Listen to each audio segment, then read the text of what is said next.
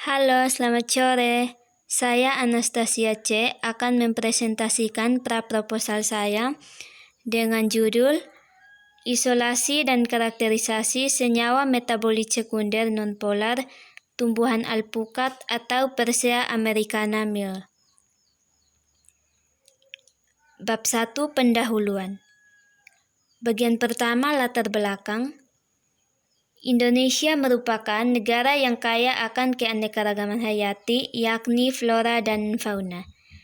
Kelimpahan keanekaragaman hayati tersebut, terutama yang berasal dari flora, banyak mempunyai manfaat, yaitu sebagai sandang, pangan, papan, dan juga bahan baku obat.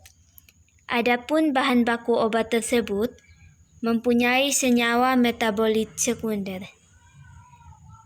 Metabolit sekunder merupakan biomolekul yang dapat digunakan sebagai senyawa penuntun dalam penemuan dan pengembangan obat-obat baru.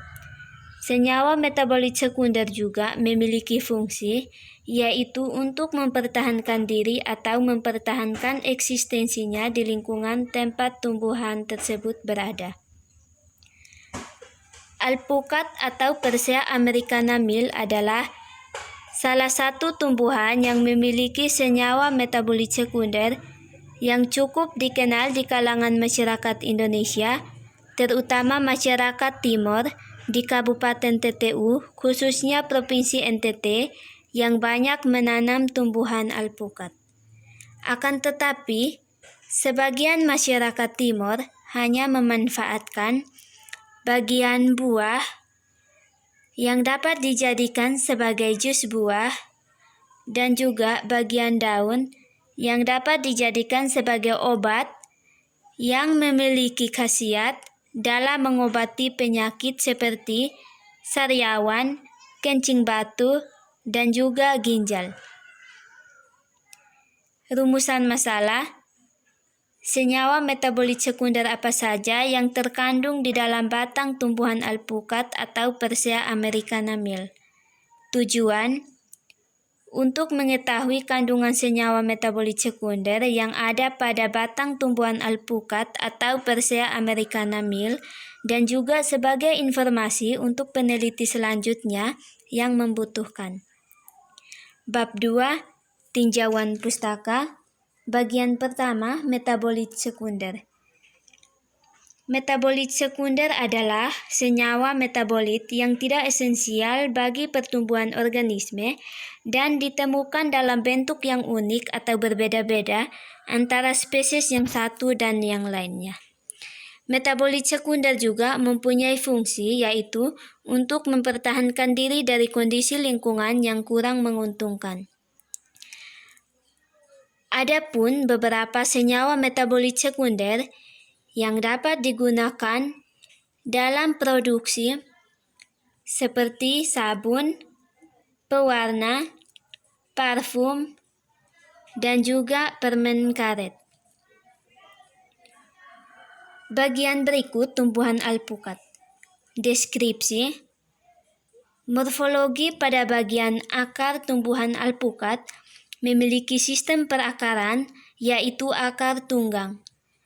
Untuk bagian batang, batang tanaman alpukat berkayu dan berbentuk bulat serta warnanya coklat kotor.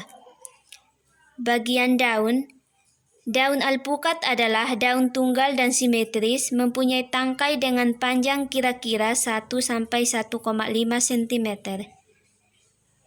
Bagian bunga, bunga tanaman alpukat merupakan bunga majemuk, mempunyai bentuk seperti bintang dan berkelamin 2. Bagian buah, buah alpukat adalah buah buni, bentuknya seperti bola atau bulat telur, dan panjang buah alpukat antara 10 hingga 20 cm. Bagian biji, untuk biji alpukat berbentuk bulat seperti bola, dengan diameter 2,5 sampai 5 cm dan keping biji berwarna putih kemerahan. Yang berikut taksonomi. Taksonomi alpukat atau Persea americana Mill. Kingdom Plantae, Subkingdom Viridiplantae, infrakingdom Streptophyta, superdivisi Embryophyta, divisi Spermatophyta, subdivisi Angiospermae, kelas Magnoliopsida, subkelas Magnolidae, ordo Laurales, famili Lauraceae, genus Persea mill, spesies Persea americana mill. Yang berikut isolasi senyawa-senyawa pada tumbuhan alpukat dan uji bioaktivitas. Isolasi senyawa-senyawa pada bagian daun, yaitu memiliki kandungan senyawa saponin, tanin, flavonoid, alkaloid, dan polisakarida melalui uji fitokimia.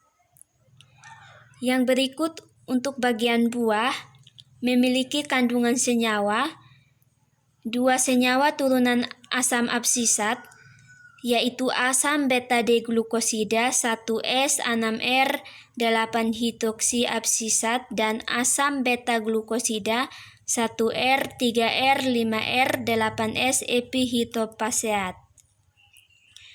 Untuk bagian biji, isolasi senyawa-senyawa yang terdapat di biji alpukat adalah alkohol lemak rantai panjang.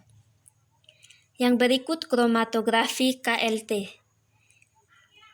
Kromatografi lapis tipis atau KLT adalah salah satu metode pemisahan komponen menggunakan fasa diam berupa plat dengan lapisan bahan adsorben inert.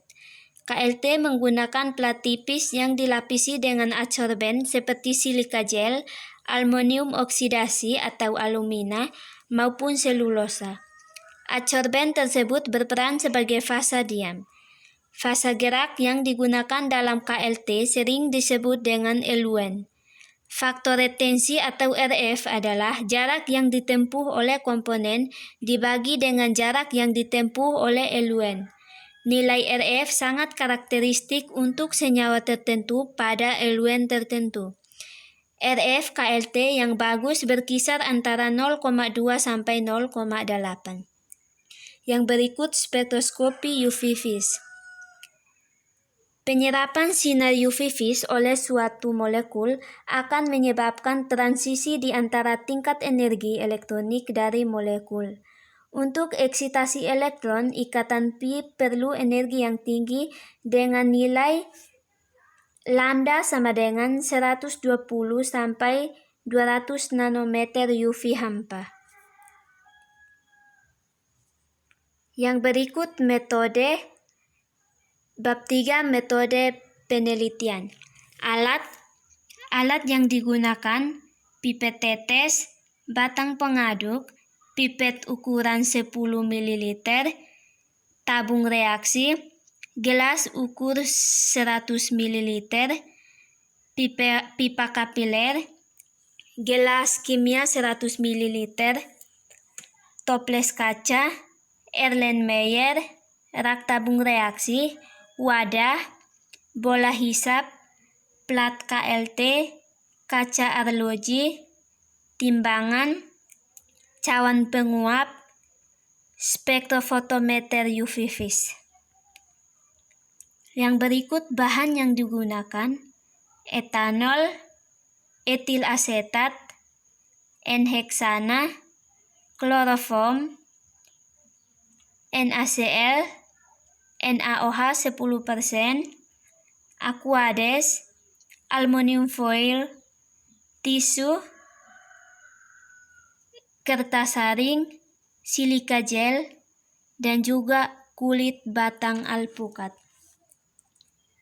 Yang berikut prosedur penelitian. Bagian pertama, preparasi sampel. Batang alpukat atau Persea americana mill dicuci, kemudian diiris kecil-kecil, setelah itu dikeringkan, kemudian diblender untuk mendapat serbuk kering.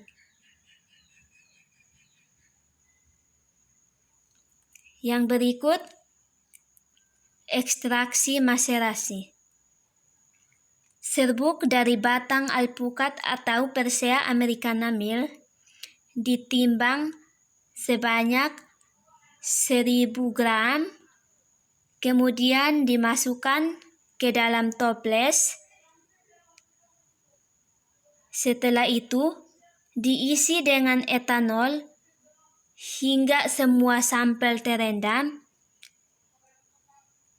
dan dilakukan maserasi selama 9 kali 2 jam dengan pergantian pelarut setiap 72 jam. Setelah itu, hasil ekstrak akan dievaporasi untuk menghasilkan ekstrak kental.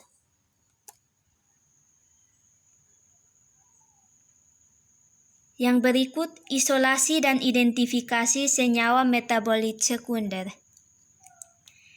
Ekstrak kental yang diperoleh akan dianalisis dengan menggunakan kromatografi lapis tipis dan dilakukan pemurnian dengan cara kristalisasi dan juga rekristalisasi sehingga hasil yang didapatkan berupa kristal murni yang ditandai dengan hasil KLT yang menunjukkan satu noda dan titik leleh yang akurat. Kemudian, kristal yang diperoleh akan dianalisis dengan menggunakan spektrofotometer UV vis. Sekian presentasi dari saya. Terima kasih.